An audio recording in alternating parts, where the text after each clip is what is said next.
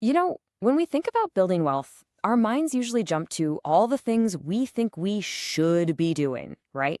Like chasing that hot new stock or finding the perfect investment. But what if that's completely backward? What if the real secret is less about what you do and way more about what you avoid? Today, we're going to break down the 7 traps that quietly keep people from ever becoming truly wealthy. Let's get into it. Mark Tilbury really sets a scene here, doesn't he? I mean, just picture it. The Lambo, the Dubai sun, it's the highlight reel we see all over social media. It feels like the ultimate goal. But here's the thing. That shiny, glittering image, it's actually the first and maybe the most dangerous trap of all. Okay, so let's snap back to reality for a second. While people are dreaming about supercars, the actual data tells a very different story. A staggering 37% of Americans can't cover an unexpected $400 expense. Just think about that. The gap between appearing rich and actually being financially secure is massive, and that gap reveals a fundamental misunderstanding of what money really is. And that gets us to the heart of the problem, what we can call the great wealth illusion. It's this wild paradox where the constant chase to look rich is the very thing that keeps you from ever becoming rich. So right now, we're going to pull back the curtain and dismantle this illusion by showing you the exact behaviors that kill financial success. So here's our game plan. We'll start with the big traps related to your career and your mindset. Then we'll get into the lifestyle leaks that drain your money.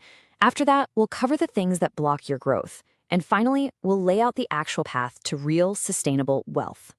All right, let's start at the very foundation. Because long before you're deciding what car to buy or what stocks to pick, the choices you make about your career and, frankly, your own ego, well, they set the entire stage. And the first thing you have to avoid is one of the most common mistakes people make.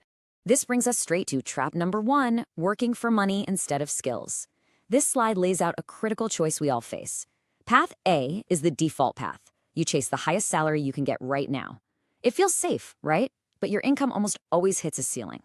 Path B, though, is the millionaire's path. Here you prioritize learning skills and gaining equity, ownership. It might be a tougher road in the short term, but it leads to exponential growth. You're choosing to invest in your single greatest asset, you. And this gets to a really important economic idea called opportunity cost. See, when you choose Path A, that boring but well-paid job, the cost isn't just your passion. The real cost is the absolutely massive potential wealth you gave up by not learning new skills or getting equity. You're trading explosive growth for a predictable flatline. Every choice has a hidden price tag. Now for the second trap, and this one is a silent wealth killer, the ego trap. It's that feeling, that arrogance, that you've already got it all figured out. Tilbury says people driven by ego are so fixated on the flashy outcome that they just dismiss all the small, boring, but totally crucial steps it takes to get there. They're the ones who think they're too smart to need advice. And this perfectly explains the psychology behind that ego trap. In behavioral finance, it's called the overconfidence bias. It's a little voice that tells you you can time the market, that you don't need to read the fine print, that your gut feeling is better than years of data. Look, it's a very human thing to feel, but in the world of finance, it's an incredibly expensive flaw. Okay, so let's say you've dodged those first couple of traps. Good for you. But wealth can still slip right through your fingers. This next set of traps, or leaks really, are all about how you spend your money and how much you let other people's opinions dictate your financial life. Which leads us right to trap number 3, trying to look rich. This quote from the classic book The Millionaire Next Door is just so powerful because it completely shatters the stereotype of what a millionaire is. The research is so clear. Most self-made millionaires are masters of being frugal.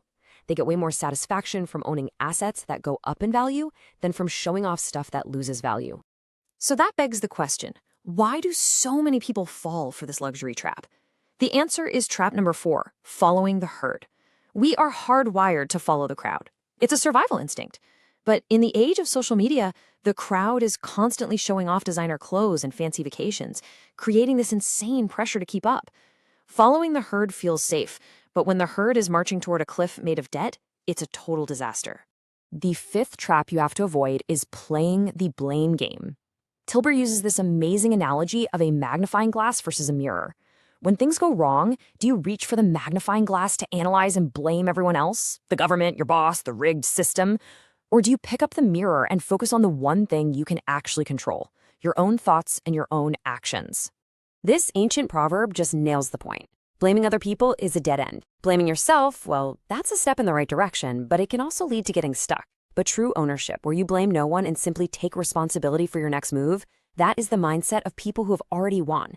It's about accountability, not about fault. You know, a lot of the time, the blame game is just a way for us to feel better about our past decisions because of something called the sunk cost fallacy. We stick with a bad investment or a dead-end job because we've already poured so much time, effort, or money into it.